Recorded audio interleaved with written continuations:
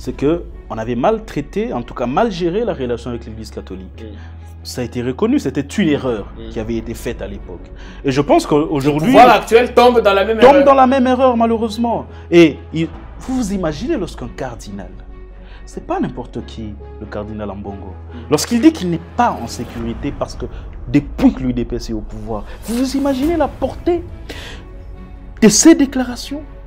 C'est un homme qui est dans son fort intérieur meurtri. C'est l'Église catholique qui est meurtrie. Et nous savons, l'Église catholique, c'est une institution plusieurs fois centenaire, millénaire même, et nous connaissons ce qu'elle représente dans ce pays. On ne peut pas la combattre. Le pouvoir devrait prendre ça au sérieux. Je pense qu'il faudrait prendre ça au Parce que sérieux. le cardinal désigne nommément ses bourreaux, il dit c'est des Exactement. militants, Il le dit parti que c'est l'UDPS, le parti présidentiel. Vous voyez? Est-ce qu'il n'en fait pas des trop lui-même? Pardon? Est-ce que le cardinal n'en fait pas des trop aussi? Moi, je note que c'est le cardinal qui parle. Voilà, donc c'est le cardinal qui parle. Et lorsqu'il parle, c'est de l'abondance du cœur hein, que la bouche s'exprime, comme on dit. Donc, il est en train d'exprimer ses sentiments. Et nous, FCC, nous n'étions pas encore dans l'opposition lorsqu'on a fait ce diagnostic-là. Lorsqu'on a dit, ah, attention, on a fait une erreur. Nous étions au pouvoir. Nous étions la majorité. Mais on a quand même dit, ah, nous avons perdu les élections avec Chadari. C'est entre autres parce qu'on a maltraité avec les catholiques. Il est très puissant. On ne peut pas faire les mêmes erreurs que nous et espérer des résultats différents. C'est pourquoi nous disons, même à ceux qui sont proches du président de la République, que l'arrogance ne paye pas. L'arrogance ne paye pas. Il faut aujourd'hui tendre la main. Le président de la République, et nous l'implorons encore une fois, nous sommes au centre, nous disons, le peuple a tout à perdre à ce que les gens aillent dans la rue et qu'il y ait encore du désordre. Vous aurez passé 2 ans de plus dans des crises politiques qui ne disent pas leur nom.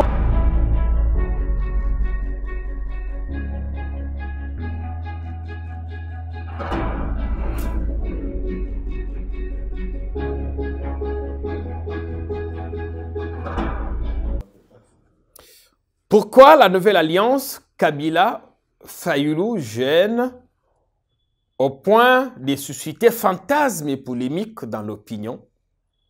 Le dernier voyage du président fait polémique également, au point que ici, sur la toile, des Congolais suffisamment inspirés ont sorti toutes sortes de caricatures.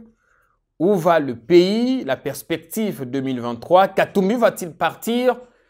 Et au fond de tout, quelle est la position du centre, le parti ou regroupement politique, désormais Kambinga, ancien ministre et même vice-ministre pour le compte du FCC, qui semble maintenant avoir pris ses distances au regard de tout ce qui se passe. Qu'est-ce qu'il mijote au fond de lui? Nous accordons la parole aujourd'hui au porte-parole de ce regroupement politique, regroupement au parti politique, Dr Rodrigue Mwamba. Bienvenue. Bonjour. Bien, merci pour votre invitation, Jean-Pierre. Merci beaucoup. On est content de vous recevoir. Et il faut que les choses soient claires au tout début. Vous êtes un parti ou un regroupement politique? Non, c'est un regroupement politique, le Centre, qui contient plusieurs regroupements, je veux dire plusieurs partis politiques, plusieurs associations et aussi plusieurs personnalités. Même si on sent de plus en plus que ça prend les allures d'un parti politique. On a vu Kisombe qui vous a rejoint venant fraîchement du PPRD. Qu'est-ce qui s'est passé? Non, Yves Kisombe a ses raisons pour lesquelles il a quitté le PPRD. Je crois qu'il l'a suffisamment expliqué. Il voulait être proche de la décision. Il a voulu aussi quitter les grandes chapelles, hein, comme on les appelle, les grandes chapelles politiques, pour venir chez nous, qui sommes un nouveau mouvement politique en construction. Et donc, il est venu pour qu'ensemble, nous puissions mettre nos forces et à construire ce sursaut patriotique. Voilà, comme il aime bien lui-même l'appeler. Comment se porte le centre maintenant? Le centre, ça va. Je crois que le président Kambinga, qui est en Belgique, je le salue où il est, nous sommes en construction, comme on l'avait dit. Nous sommes en train d'implanter, en tout cas, notre présence à l'intérieur du pays, mais aussi à construire cette dynamique centriste, hein, parce que l'objectif, c'est de pouvoir imposer le centre dans le microcosme politique congolais comme un mouvement politique à part entière.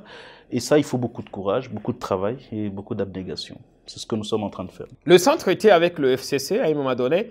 Est-ce qu'il y est toujours ou maintenant vous véritablement au centre, sans être ni des gauches ni des droites. Non, non, le centre, depuis 2017, a adhéré au FCC. Et depuis, le centre n'a jamais quitté le FCC. Mais le centre n'a jamais perdu son identité, l'idéologie centriste. Donc, à chaque fois que les circonstances s'imposent pour que nous puissions montrer notre singularité en tant que centriste, nous le faisons. Et c'est ce qui guide toute notre action, cette idéologie du centrisme, cette quête permanente du consensus, plutôt que l'enfrontation, plutôt que les oppositions extrémistes. Il nous faut plutôt construire ensemble, c'est-à-dire avoir une vision plutôt consensuelle. Donc le centre ne veut pas être dans l'opposition extrême. Le centre, c'est justement repousser les extrêmes. Parce que nous pensons que dans les extrêmes, il n'y a pas le salut. Le salut, il est au milieu. Et donc, nous avons choisi cette voie-là, où nous concilions les visions. Parce que nous pensons que les affrontements des extrêmes ont toujours des débouchements, ont toujours débouché vers des fatalités. Nous ne voulons pas la fatalité, en tout cas pas pour le pays. Et nous pensons que l'environnement politique actuel de notre pays demande à ce que nous puissions plutôt prôner encore plus le consensus, aller vers une unité de vision plutôt que d'aller dans la confrontation et dans des oppositions extrémistes. À voir ce qui se passe actuellement, est-ce que le consensus a encore son sens? Je pense que le consensus est la seule solution viable pour nous permettre non seulement de travailler sur le développement de notre pays, mais pour avoir en 2023 un processus électoral ou des élections apaisées, où les résultats seront acceptés par tous. Nous nous disons que malgré tout ce qui est fait maintenant, il y a encore de l'espoir. Mais c'est une responsabilité, et nous insistons là-dessus, qui appartient au président de la République. C'est à lui de tendre la main. C'est à lui de faire ce pas-là. On l'accuse de faire le forcing, d'ailleurs. Dans une déclaration conjointe, des pays amis du Congo ont noté avec regret le manque de consensus dans le processus qui a conduit à la désignation du bureau encore incomplet de la commission électorale. Vous, au niveau du centre, quel regard vous portez sur à la fois ces accusations, ce processus lui-même, et la position du président qui estimait que toutes les conditions étaient réunies et que tout s'est passé à la régulière? D'abord, Jean-Pierre, je pense que nous avons tous des raisons, et nous l'avions si bien dit, les raisons pour dire que le processus qui a conduit à la désignation de l'actuelle équipe de la CENI, qui est même incomplète, n'a pas été consensuel. En tout cas, n'a pas mis tout le monde d'accord. Partant même de tous les conflits qu'il y a eu entre les confessions religieuses. Vous avez dit qu'il est complet, l'équipe est complète? Elle est incomplète, l'équipe. Ah, incomplète, merci. Voilà, l'équipe qui est incomplète. Partant d'abord de tout le brouhaha qu'il y a eu au sein des confessions religieuses, avec fond d'accusations de corruption, de menaces, et tout ce qu'il y a eu autour de la désignation de ces personnes, mais aussi le travail catastrophique qui a été abattu à l'Assemblée nationale, où une commission soi-disant paritaire a été mise en place, mais qui n'en était pas une, qui a travaillé comme elle a travaillé.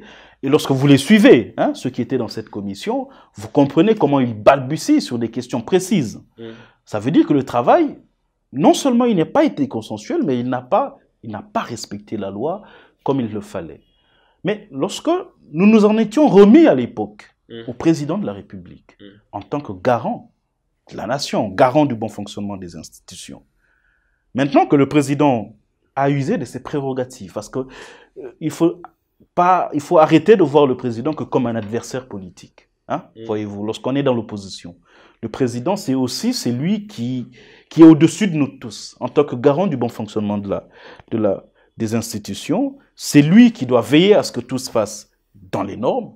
Et donc, c'est lui aussi à qui on se remet en dernier ressort, lorsque les choses ne marchent pas correctement. C'est pourquoi nous pensons que le président, ayant pris la décision qu'il a prise, il était totalement dans ses prérogatives. Et puisque les critiques qu'il y a autour de l'équipe de la CENI concernent la procédure et non pas les personnes, personne ne remet en cause les qualités de ceux qui sont là. Personne. Tout le monde critique les procédures.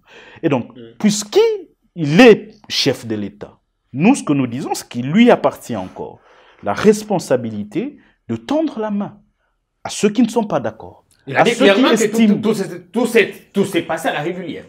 Non, ce que j'essaie de dire ici, c'est que le discours du chef de l'État, s'il a eu un mérite,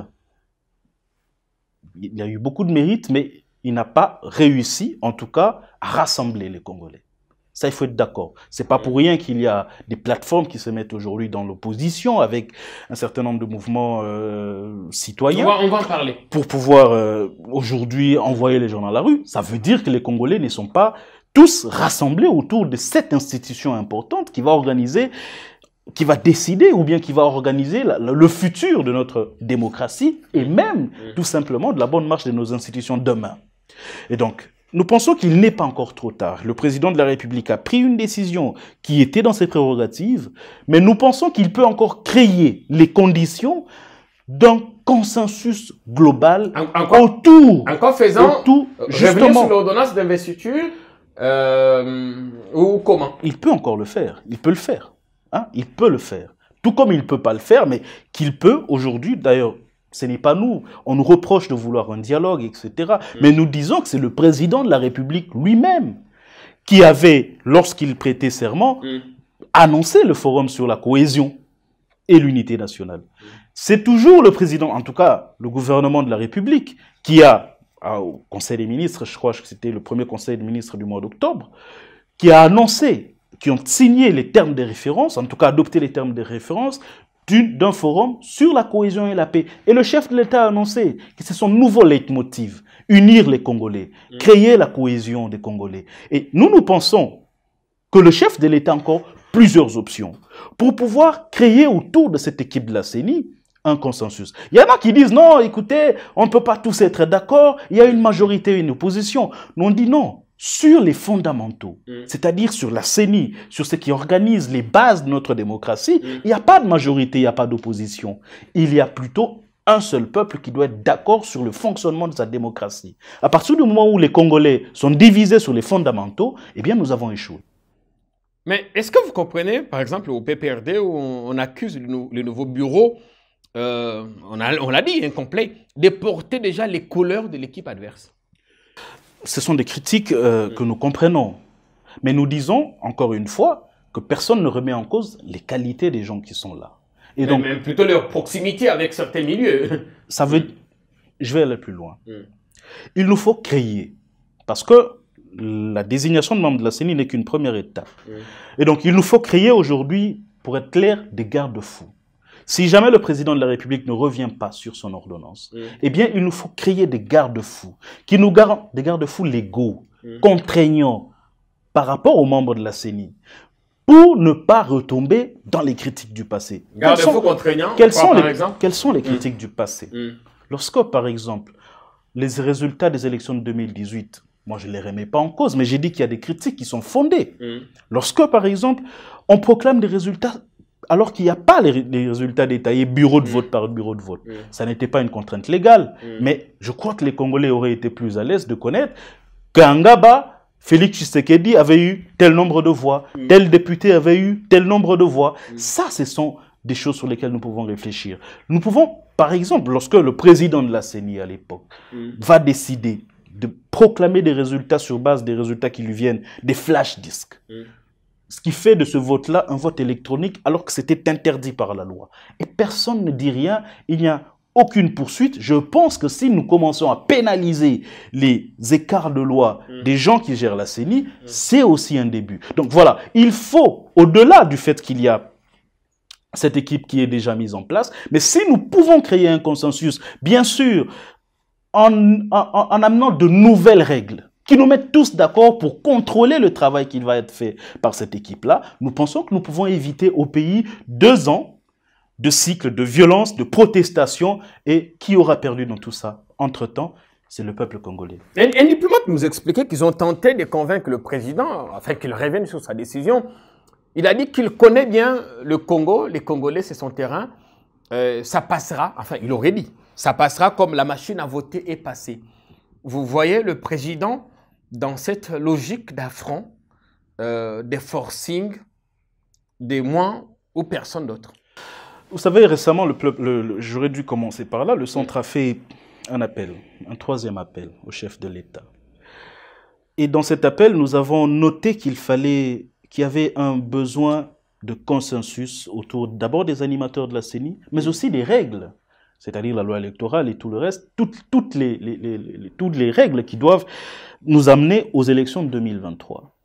Et nous devons être d'accord là-dessus. La machine à voter, on peut en discuter. Mais aujourd'hui, tous les Congolais sont... Personne au Congo ne peut remettre en cause la machine à voter. Je ne pense pas que ce soit le même débat. Encore faut-il que le chef de l'État ait tenu ce langage-là. Donc, moi, je pense plutôt qu'ici, il y a une vraie question de fond, de fonctionnement même de la CNI. La CNI, ce n'est pas un organe de la majorité ou de l'opposition. Pour qu'il y ait une majorité qui gagne et une opposition qui perd.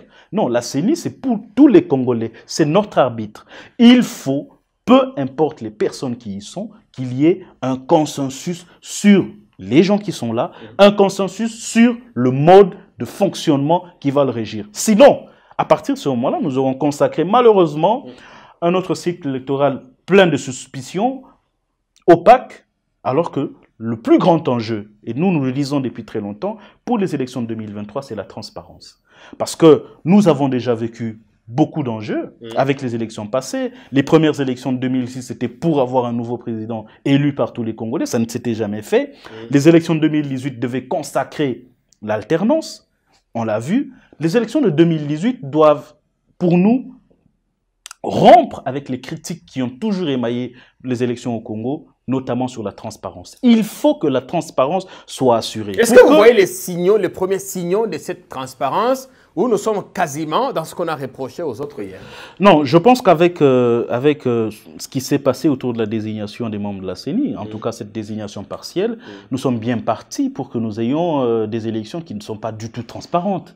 Et c'est là, au fait, que nous appelons encore une fois à la sagesse du président de la République pour lui dire, oui, monsieur le président, il se peut que vous ne reculiez pas, mais créez les conditions, tendez la main. Créer les conditions autour de cette nouvelle équipe, mais aussi pour la suite du processus. Parce que la suite du processus, c'est la loi électorale. À part, bien sûr, la désignation de membres de la CENI, les règles autour qui doivent nous conduire en 2023, mais il y a aussi, nous l'avons relevé, une nécessité de l'inclusivité. L'inclusivité, le processus doit être inclusif. C'est pourquoi nous sommes contents que l'Assemblée nationale ait écarté cette aventure de la loi sur la congolité, par exemple. La loi Tchani. La loi Tchani. Tchani qui a tiré d'ailleurs à bout portant. Mais d'ailleurs, malheureusement, quand on le suit, on sent bien que ce n'est pas une hypothèse qu'on doit écarter déjà à 100%. Mais c'est une aventure qu'il faut définitivement mettre de côté. Mais il y a aussi l'action de la justice. Jean-Pierre, excusez-moi, mais le vote au Congo, il est encore sociologique. Excusez-moi, il est encore sociologique. Et donc, beaucoup de leaders politiques qui ont des ambitions présidentielles, par exemple, se sentent en insécurité. Parce qu'ils se disent, mais si je me prononce, forcément, on ira fouiller quelque chose dans mon passé. La justice risque de s'occuper de moi. Et il y a l'IGF qui sera mise à profit. Voyez-vous, il y a un besoin d'inclusivité pour que nous ne fassions pas les erreurs du passé. Il faut rassurer les partenaires. Il faut rassurer les partenaires et les parties prenantes. Non pas en prenant l'impunité, mais simplement en évitant que la justice soit sélective et qu'elle puisse s'occuper des uns et non pas des autres. Est-ce que c'est le cas en ce moment? On en a les sentiments en tout cas. On en a les sentiments. Quand il faut voir l'action de la justice aujourd'hui, on en a le sentiment, malheureusement. Mais il y a autre chose, ce sont les contraintes techniques. Cette équipe de la CENI qui arrive, eh bien, elle n'a pas beaucoup de temps. Pour faire l'enrôlement des électeurs, les experts disent qu'il faut 15 mois. Mais vous savez très bien, aussi bien que moi, qu'il y a des voix, d'ailleurs notamment à l'UDPS, qui se lèvent pour dire non, il nous faut un recensement avant les élections. Voyez-vous? Et les experts, selon l'ONIP, disent qu'il faut au minimum 24 mois. 24 mois, c'est 2 ans. Pour faire le recensement. Donc, nous avons encore autant de préalables pour pouvoir organiser les élections de 2023 que sans qu'il y ait de consensus. Honnêtement, nous allons vers le chaos. On va vers le chaos, il ne faudrait pas qu'on y arrive. Ça, c'est des alertes que nous lançons. Aujourd'hui, notre plateau reçoit le Dr Rodrigue Mwamba. Il est porte-parole du regroupement politique Le Centre de Germain Kambinga, qui sort de son silence pour appeler à un sursaut patriotique afin qu'on ne brûle pas le pays. Est-ce que vous partagez l'avis de ceux qui pensent qu'en Afrique, on n'organise pas les élections pour les perdre ou qui contrôlent la CENI, l'organe organisateur des élections, à d'office gagné? Non, je pense que la leçon des élections de 2018 doit maintenant nous inspirer. On a vu le président honoraire Joseph Kabila organiser des élections alors qu'il y avait son dauphin qui était en course.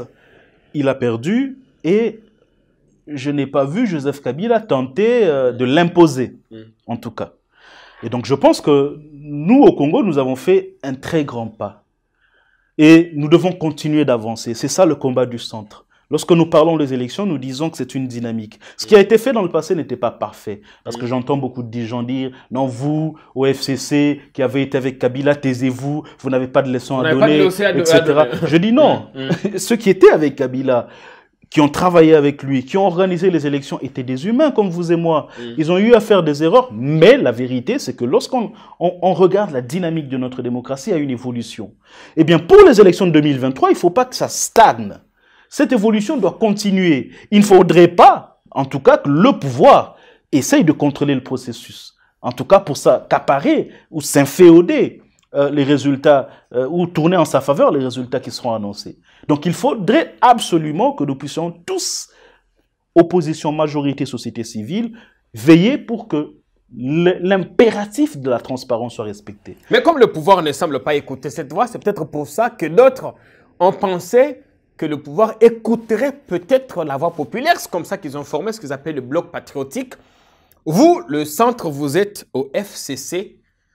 Quelle est votre position quant à ce? Avant d'annoncer notre position, j'aimerais quand même dire quelque chose de très important ici. C'est que on voit très bien qu'aujourd'hui, Martin Fayoulou s'approchait du camp de Joseph Kabila, le cardinal, ou je veux dire l'église catholique qui a été très longtemps opposée au régime de Joseph Kabila, voir son appel être répondu par le FCC. Et je crois qu'à partir d'aujourd'hui, nous devons arrêter de critiquer subjectivement les alliances politiques qui sont parfois dictées par des impératifs conjoncturels. Et je pense que, si je le dis, c'est parce que nous, au centre, Germain Kambinga en a beaucoup souffert. Lorsque, choisissant la liberté à l'époque, il avait choisi d'aller construire avec Joseph Kabila, il a été traité de tous les noms. Mais on a vu aujourd'hui des gens qui se sont séparés à Genève pour le pouvoir, qui se sont remis ensemble. Alors, au nom de quoi certains ont le droit de faire des alliances et pas d'autres. Donc, je pense qu'à partir de ce moment-là, Fayoulou qui longtemps a appelé à la rupture, exactement, de l'alliance avec je pense qu'à partir d'aujourd'hui, ces considérations-là doivent être mises à la poubelle et que seuls, peut-être que ça nous aidera à avancer vers la construction d'un espace politique basé sur l'idéologie dans le futur. Donc, vous digérez pas mal aujourd'hui une alliance Kabila, Fayoulou, Église catholique, et probablement Moïse catholique. Bien entendu, lorsque les circonstances l'obligent, je pense qu'il y a des impératifs auxquels on ne peut pas soustraire et que les politiques peuvent faire des alliances parfois contre nature, mais pour le besoin de la cause, on le fait. Nous, la lecture que nous portons sur cette alliance, ce rapprochement entre la Mouka et le FCC, nous le regardons un peu avec un œil sceptique. Parce que nous pensons un œil sceptique. Parce que lorsque vous entendez ce que disent les gens de la Mouka, on a l'impression que c'est le FCC qui va chercher des béquilles. Nous aurions aimé que, puisque le FCC a choisi de rester dans l'opposition, parce qu'on y a été contraint, il faut le dire, ce n'était pas le peuple qui a placé le FCC dans l'opposition. Ce sont des manœuvres que tout le monde connaît. Puisque le peuple nous a placés dans l'opposition, je crois que le FCC ne devrait pas donner l'impression qu'il a besoin de la Mouka pour mettre les gens dans la rue. Qu'il a besoin de la Mouka pour se faire une santé en termes de popularité. Donc nous aurions le FCC a répondu à l'appel de la Mouka ou plutôt à celui de l'Église catholique? Mais peu importe les explications qu'on en donne, c'est plutôt l'impression qui est la perception que le peuple congolais en a. Je veux dire, que le FCC a été essoufflé, qu'il n'avait pas mobilisé sur le terrain. Mais écoutez, lorsque par exemple la majorité du FCC est arrachée comme elle l'était, et que il n'y a rien, que le peuple lui-même ne se sent pas trahi par le choix qu'il avait fait en 2018, je pense qu'il y a quand même des choses, il faut s'interroger. Vous auriez aimé une mobilisation On spontanée aurait aimé à ce moment? l'époque, on aurait aimé à l'époque une mobilisation spontanée qui serait, au fait, l'indicateur du fait que c'est le FCC est présent dans l'opinion. Que la population réclame sa majorité. Malheureusement, cela n'a pas eu lieu. Et donc, nous sommes dans le FCC, ceux qui prônent la réforme du FCC et qu'il nous faut revenir en phase avec la population. Mais je ne pense pas que nous reviendrons en phase avec la population en s'alliant derrière la MOCA. Moi, je pense que c'est une erreur stratégique. De toutes les façons, nous aimerions que les choses soient éclaircies. L'objectif de ce rapprochement, qu'il soit suffisamment éclairci. On dit que c'est un appel citoyen, c'est pas une plateforme politique. Voyez-vous, nous au centre, nous pensons que il faut avoir une lisibilité en termes de la dynamique qui s'opère. Nous pensons que la solution en ce moment n'est pas tant dans les oppositions frontales. Parce que le pays aura tout à perdre. Le mandat du président de la République, d'ailleurs, lui-même, sera quasiment perdu parce qu'il aura passé 3 ans déjà dans des crises politiques et sociales. Je vous rappelle que les enseignants sont en grève, les infirmiers sont en grève, les élèves sont en train sont dans la rue, etc. C'est une crise politique et sociale, 3 bonnes années passées dans ça. Il va devoir passer si nous devons inaugurer 2 autres années des folles manifestations, de manifestations et de crises, c'est bien. On fera se dire, bon, Tshisekedi aura échoué, mais qui aura réellement perdu? C'est le peuple congolais. Mais est-ce que c'est pas ça le discours que le pouvoir écouterait? Parce que pendant longtemps, l'UDPS disait qu'il n'y avait pas d'opposition radicale face à Tshisekedi. Non, malheureusement, quand je parle d'opposition extrême, c'est justement l'arrogance qu'il y a parmi certaines personnes dans l'opposition, je veux dire au pouvoir. C'est vrai, hein, l'arrogance, le pouvoir parfois rend arrogant. Mais il y a aussi ces considérations extrémistes au niveau de l'opposition qu'il faut absolument concilier. Nous, si nous gardons espoir, c'est parce que le président de la République a mis en place, a montré des signaux. Ces signaux, nous accrochons à ça, à ce qu'il y a de positif dans l'action du président de la République. Je vous ai cité ici son discours, en 2019, je vais dire, je vous ai cité les termes de référence qui ont été adoptés en Conseil des ministres. Ce n'est qu'un discours, mais dans la réalité, la pratique. Ce que je dis, dans la pratique, il y a déjà les termes de référence pour un grand forum, pour la cohésion nationale et la paix, qui sont adoptés en Conseil des ministres. Il y a des signaux. Donc, nous aimerions insister sur ce que nous pensons être le salut pour le peuple congolais. Parce que oui, les gens peuvent sortir, les gens peuvent aller dans la rue. Mais croyez-moi, qu'est-ce que cela a apporté en 2018, par exemple, en 2016, lorsque les gens sont allés dans la rue, etc. Kabila est parti. Non, Kabila devait partir. Kabila n'avait jamais refusé de partir. Ça dit qu'il a perdu, son dauphin a perdu les élections. Malheureusement. On a forcé une porte qui était ouverte en 2016. Hein. Ça, il faut le dire. Kabila n'avait jamais dit qu'il resterait au pouvoir. Il est parti comme la Constitution le lui obligeait. Ça, c'est clair. Maintenant, ce que nous disons, c'est que personne ne gagnerait dans un nouveau bras de fer. En tout cas maintenant. Est-ce que, docteur Mwamba, vous n'êtes pas en train de vous rapprocher du pouvoir?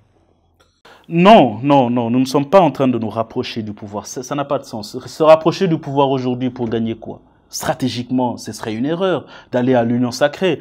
Vous savez, l'une des choses, des contraintes que nous sommes en train de reprocher, ou que nous posons, ou que nous avons identifiées comme préalable à l'organisation des élections 2023, c'est aussi la fragilité institutionnelle. Regardez comment ils sont divisés dans cette majorité de l'Union sacrée. Regardez, c'est incongru. Regardez l'indélicatesse avec laquelle ils ont traité la question des désignations des membres de la CENI. C'est une patate chaude qu'ils ont laissée au président de la République. Le président était obligé, excusez-moi, moi je l'ai senti obligé de s'assumer parce que c'était dans ses prérogatives. Mais ils auraient pu traiter ça autrement. Regardez les chamailleries qu'il y a. L'envie pour Moïse Katumbi, par exemple, de s'émanciper parce que lui aussi a des visées pour 2023. Non, il faut une majorité cohérente pour qu'il y ait des règles cohérentes. Regardez ce qu'il y a eu dans les majorités de Joseph Kabila. À chaque fois, c'était cohérent. Jamais on a eu... Parce que la dispute qu'il y a eu autour des animateurs de la CENI, c'est pas que dans les confessions religieuses, mais même dans la majorité. L'UNC, à peine elle contient sa déception. Parce que je vous rappelle qu'il n'y a aucun membre de l'UNC dans la nouvelle équipe de la CENI. L'UNC n'a désigné personne. Personne. Vous vous rendez compte? Ils sont frustrés, mais ils ne voudront pas le dire. Ils l'exprimeront sans doute prochainement. Mais maintenant, vous n'êtes pas à l'Union sacrée, vous pensez qu'aller à l'Union sacrée est une erreur stratégique. Vous êtes aussi contre le bloc patriotique. Vous êtes en l'air maintenant. Nous ne sommes pas en l'air, nous sommes plutôt ceux qui pensent qu'il y a encore moyen de sauver les meubles. Parce que nous ne voyons pas l'issue. Pas une dans la confrontation. Opportuniste, attendre peut-être voir vous savez, à moi quoi je vous dis, s'accrocher. nous sommes en réalité, nous sommes en train de revivre les mêmes conditions qu'il y a eu avant les élections de 2018. Avant les élections de 2018, on a vu des gens qui se disputaient même pour rien, pour la oui ou contre la machine à voter, non pour la machine à voter, transition sans Kabila, etc. On a vu ça. L'Église catholique qui a mobilisé. L'Église catholique qui a mobilisé. Rappelez-vous que les médiocres dégagent. Nous sommes en train de vivre les mêmes circonstances. Si à l'époque, nous le disons bien, on nous avait écoutés pour rassembler encore une fois les Congolais dans un processus consensuel, on n'en serait pas arrivé où nous en étions arrivés en 2023, peut-être que Emmanuel Shadari aurait gagné les élections. Je pense que si on nous avait écoutés à l'époque, et je pense, je le dis ici, que le pouvoir nous écoute. Parce que on ne peut pas faire les mêmes erreurs en estimant qu'on aura des résultats différents. On ne sait pas, 2023, c'est encore dans 2 ans. Il y a, nous on sent bien, hein, l'arrogance qu'il peut y avoir dans le pouvoir, dans les gens qui sont au pouvoir. Ils pensent qu'ils ont déjà tout gagné, ils ont déjà gagné les élections, tout est plié, c'est dans la poche. Mais la majorité silencieuse de Congolais nous regarde et nous observe. Mais docteur Mwamba, acceptez que je vous pose cette question. Parce que vous dites que nous revivons ce que nous avions connu déjà il y a 3 ans passés. Il y a 3 ans, l'Église catholique a qualifié le clan Kabila des médiocres qui devaient dégager. Il y a 3 ans, des fidèles catholiques ont été gazés dans certaines paroisses. Il y a 3 ans, des fidèles ont perdu la vie. Rossi Mokendi, Thérèse Kapangala et d'autres noms resteront à jamais attachés à l'ancien régime. Aujourd'hui, quand vous lisez l'interview du cardinal Ambongo qui s'est dit être en insécurité à Kinshasa, et que vous écoutez le discours que tient le pouvoir, vous vous dites que vous, à votre époque, vous n'avez pas fait pire que ça. Non, je pense qu'on a fait des erreurs qui ne doivent pas être reprises ici. Je pense qu'Ambouela Lodge, lorsque le FCC est allé en retraite politique, j'étais là. Parmi les conclusions, c'est qu'on avait mal traité, en tout cas mal géré la relation avec l'Église catholique. Ça a été reconnu, c'était une erreur qui avait été faite à l'époque. Et je pense qu'aujourd'hui... Le pouvoir actuel tombe dans la même erreur. Tombe dans la même erreur, malheureusement. Et vous vous imaginez lorsqu'un cardinal, c'est pas n'importe qui, le cardinal Ambongo, lorsqu'il dit qu'il n'est pas en sécurité parce que depuis que l'UDPS est au pouvoir, vous vous imaginez la portée de ces déclarations? C'est un homme qui est, dans son fort intérieur, meurtri. C'est l'Église catholique qui est meurtrie. Et nous savons, l'Église catholique, c'est une institution plusieurs fois centenaire, millénaire même, et nous connaissons ce qu'elle représente dans ce pays. On ne peut pas la combattre. Le pouvoir devrait prendre ça au sérieux. Je pense qu'il faudrait prendre ça au sérieux. Parce que le cardinal désigne nommément ses bourreaux, il dit c'est des militants ou le parti. C'est l'UDPS, le parti présidentiel. Vous voyez? Est-ce qu'il n'en fait pas des trop lui-même? Pardon? Est-ce que le cardinal n'en fait pas des trop aussi?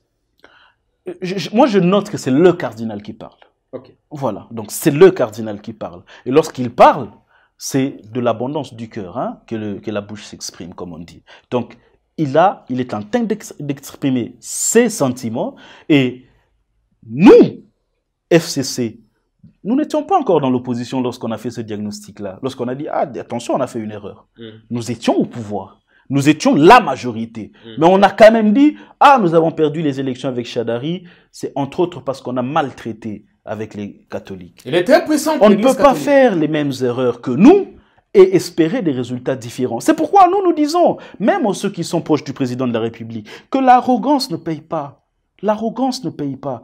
Il faut aujourd'hui tendre la main.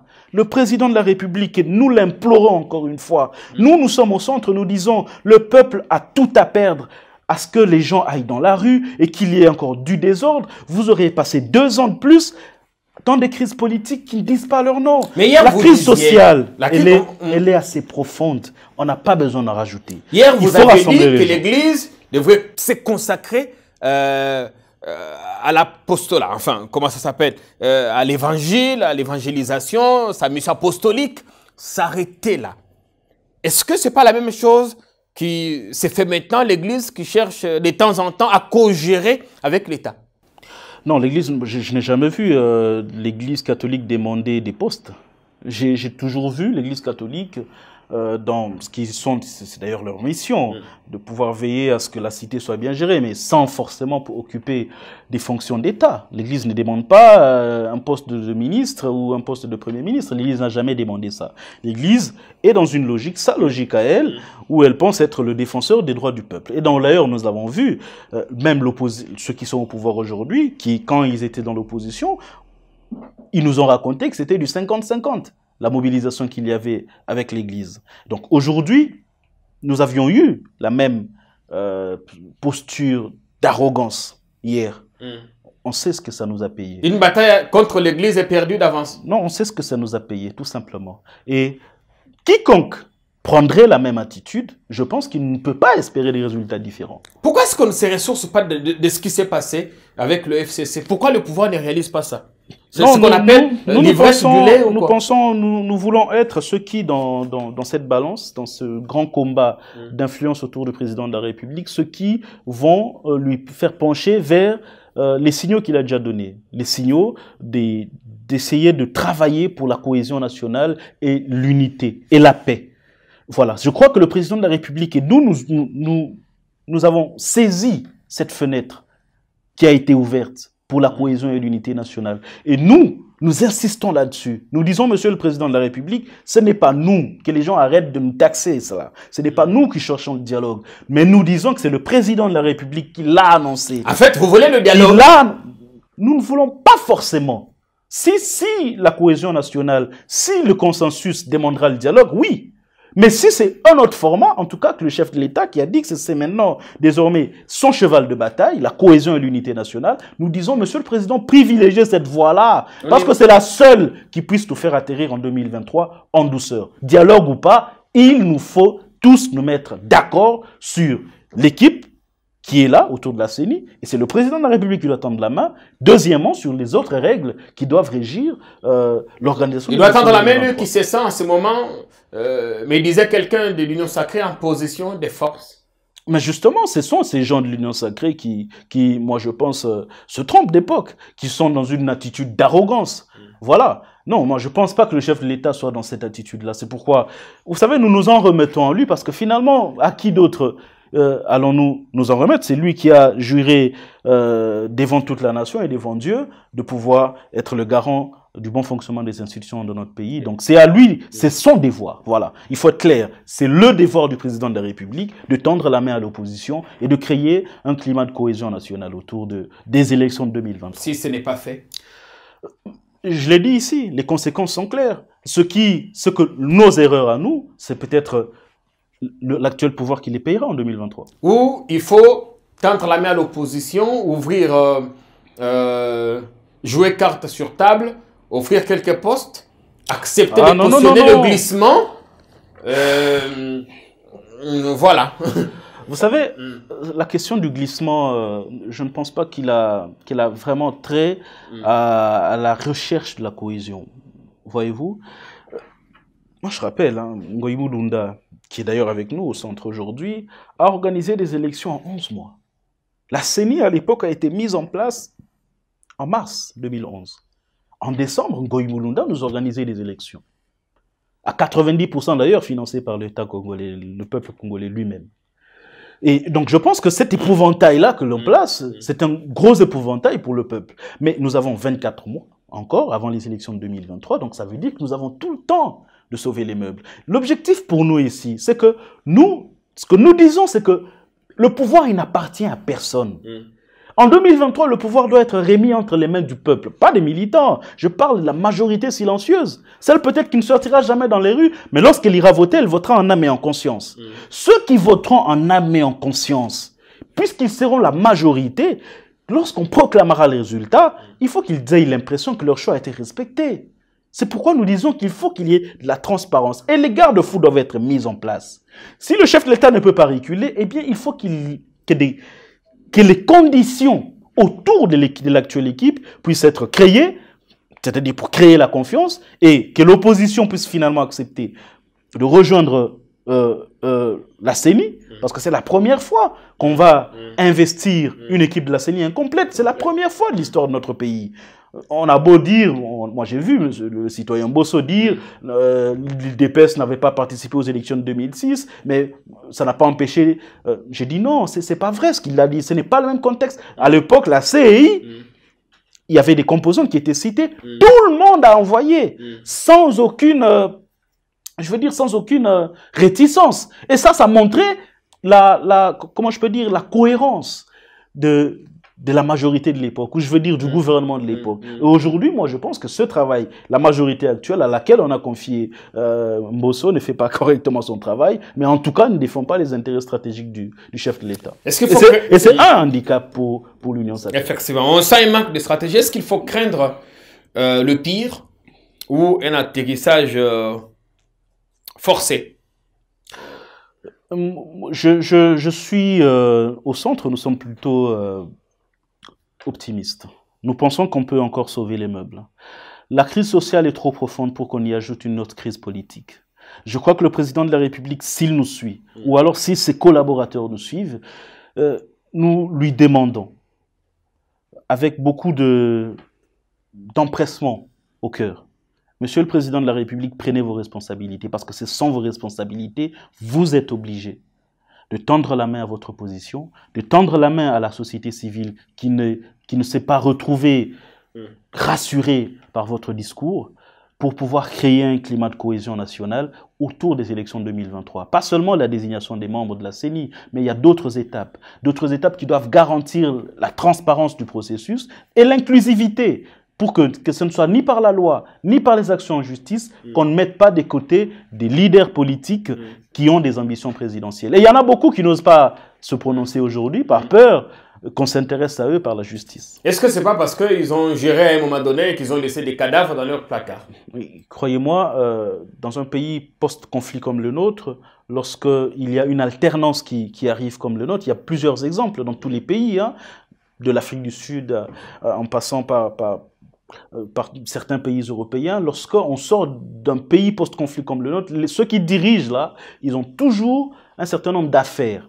Hein? Et lorsqu'on brandit la lutte contre la corruption, généralement, je ne dis pas que c'est toujours comme ça, mais généralement, ce n'est pas toujours un indicateur démocratique. C'est parfois pour régler des comptes politiques. Donc nous n'aimerions pas tomber dans ce cas de figure-là. Il nous faudrait avancer, rassembler les enfants du Congo pour construire un État fort, un État où les investisseurs que les chefs de l'État va chercher dans ces nombreux voyages, s'ils ne viennent pas, c'est parce que nos institutions ne sont pas viables. C'est parce qu'il y a encore l'insécurité à l'Est. S'ils ne viennent pas, c'est à cause de ça. Comment un investisseur viendrait dans un pays où le président lui-même est contesté par une bonne frange de la population? Comment des investisseurs viendraient dans un pays où les institutions ne sont pas stables, où elles peuvent être démises à n'importe quel moment? Voyez-vous? Donc, lorsque la stabilité institutionnelle n'est pas assurée, on n'aura pas d'investisseurs. Et pour construire ce Congo-là, nous avons besoin de cohésion nationale, nous avons besoin de consensus autour du processus électoral de 2023. Sinon, le président peut gagner les élections 2023. Mais il va inaugurer une autre période d'instabilité politique, de contestation et de crise. Et finalement, il aura passé 10 ans à la tête de cette nation sans véritablement apporter les changements pour lesquels les Congolais l'avaient élu. Rodrigue Mwamba, merci beaucoup. On a fait un focus sur tout ce qui se rapporte aux élections en ce moment. Vous regardez la caméra en face et adressez-vous à notre public qui nous a regardé aujourd'hui. Merci beaucoup, cher public, chers compatriotes. Le centre, ce mouvement politique idéologique que Germain Kambinga et ses compagnons sont en train de construire, a fait son diagnostic au travers de son 3e appel. Et nous avons pensé que la cohésion nationale, le consensus autour du processus électoral est plutôt la chose qu'il faille privilégier à la confrontation, c'est ça qu'il faut privilégier à l'arrogance du pouvoir. Et c'est pourquoi nous pensons qu'il appartient au président de la République de tendre la main à ceux qui ne sont pas d'accord avec lui. Parce qu'il ne s'agit pas de comment gérer la cité, mais il s'agit des fondamentaux sur lesquels nous devons tous être d'accord. Et sur ces fondamentaux, il n'y a pas de majorité qui gagne et de l'opposition qui perd. Il n'y a qu'un seul peuple qui doit être d'accord et qui doit soutenir ces institutions. C'est pourquoi nous demandons au président de la République de tendre la main à l'opposition pour créer un climat de confiance autour non seulement des animateurs de la CENI, mais pour tout le reste du processus électoral de 2023. Merci à vous. Merci. Merci à vous tous qui avez regardé cette émission avec Dr Rodrigue Mwamba. Il est porte-parole du Centre, le regroupement politique fondé et dirigé par Germain Kambinga. Merci à vous tous. Notre numéro est affiché. Si vous n'êtes pas encore abonné sur notre page, faites-le. Et n'oubliez pas non plus d'activer la cloche des notifications pour ne plus rien manquer de nos prochains contenus. Salut.